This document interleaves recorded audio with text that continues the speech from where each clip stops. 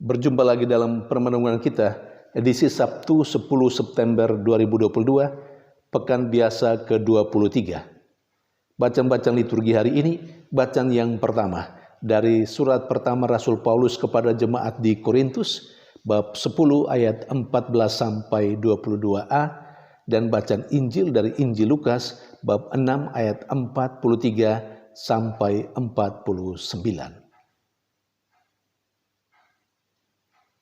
Rasul Paulus dalam bacaan pertama hari ini mengingatkan jemaatnya di Korintus supaya mereka konsekuen dengan keputusan dan pilihan hidup beriman mereka.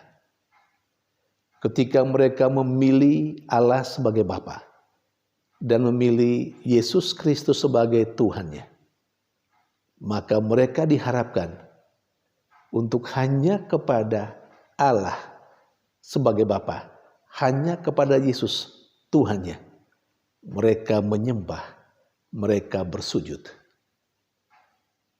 Mereka tidak boleh mendua hati. Mereka mesti bersatu dengan Yesus dan melepaskan semua yang lain. Paulus menggarisbawahi supaya mereka jangan sampai di satu sisi beriman kepada Tuhan, di sisi lain mereka percaya pada kekuatan-kekuatan setan.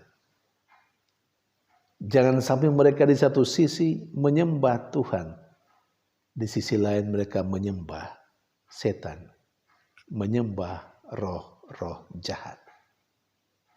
Saudari dan saudara yang terkasih, kita adalah orang beriman. Dan itu merupakan pilihan dan keputusan kita. Entah pilihan dan keputusan kita yang diwakili oleh orang tua kita, terutama untuk kita yang dibaptis pada masa kecil.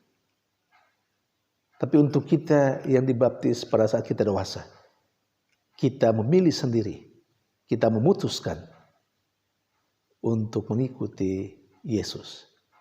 Maka kita diminta untuk konsekuen dengan pilihan dan keputusan kita.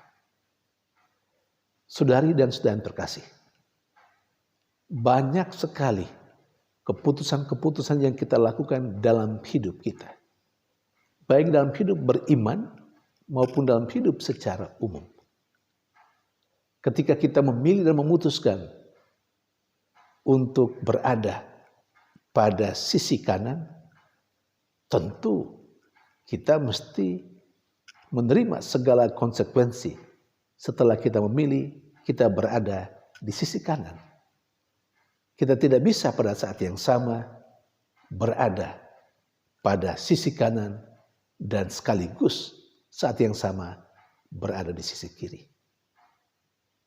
Saudari dan saudara yang terkasih, jangan sampai kehidupan kita selama ini sebagai orang beriman, kita memang percaya pada Tuhan, tetapi selain itu, di samping itu, kita masih ada banyak hal yang lain yang selain Tuhan yang kita imani, yang kita pilih, yang kita tentukan sendiri untuk kehidupan kita.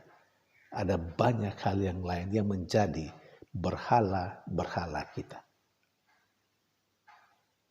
Kita tidak pernah boleh mendua hati.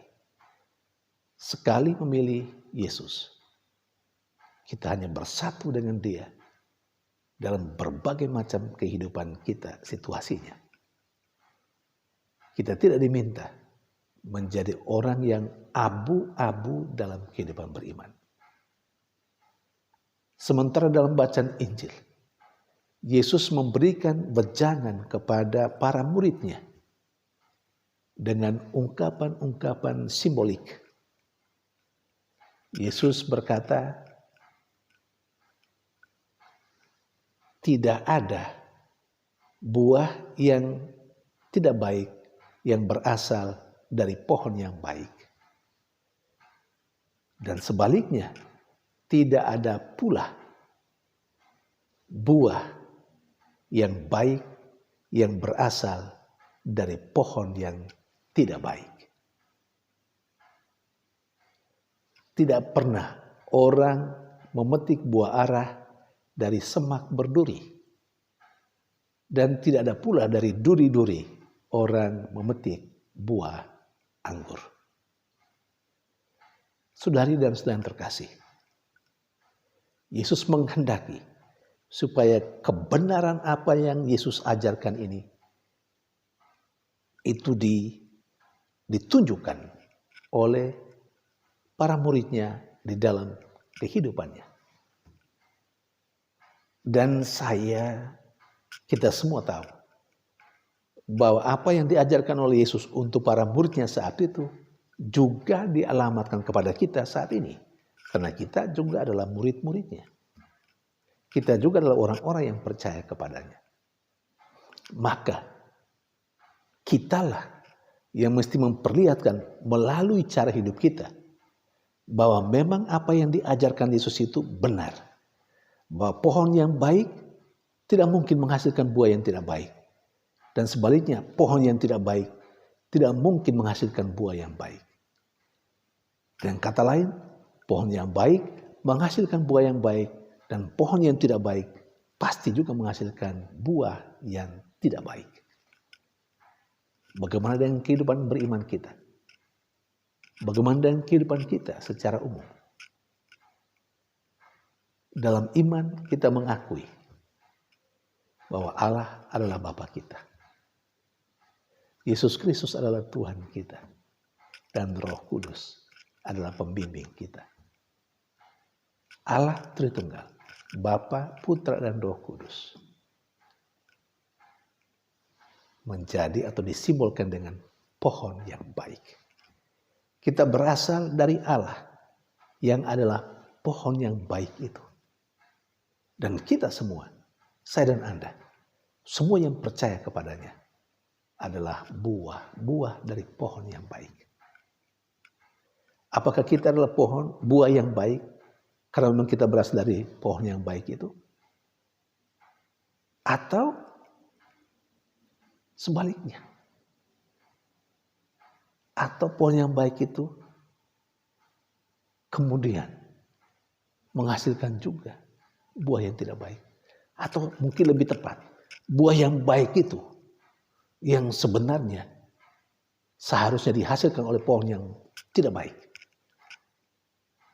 Tetapi dalam kehidupan beriman kita telah menunjukkan bahwa ada juga rupanya pohon yang baik yang menghasilkan buah yang tidak baik. Tetapi kebenaran dari pernyataan bahwa pohon yang baik bisa menghasilkan buah yang tidak baik, itu tidak karena pohonnya, tetapi karena buahnya sendiri yang memang tidak baik. Maka sekali lagi, kebenaran apa yang diajarkan oleh Yesus dalam bacaan Injil hari ini, pohon yang baik menghasilkan buah yang baik. Pohon yang tidak baik tentu menghasilkan buah yang tidak baik. Kebenaran hal ini mesti kita perlihatkan dengan cara hidup kita. Sekali lagi, saya dan Anda adalah buah-buah dari pohon yang baik. Dan kita harus tunjukkan dalam kehidupan sehari-hari, dalam tutur kata, dalam tingkah laku kita, dalam berbagai macam aktivitas kita. Kita tunjukkan bahwa kita adalah orang yang baik, buah yang baik, karena kita berasal dari Allah, pohon yang baik itu. Dan ini terus menjadi tantangan bagi hidup kita hari ini. Ketika kita merenungkan perikop Injil hari ini dan juga hari esok. Tuhan memberkati.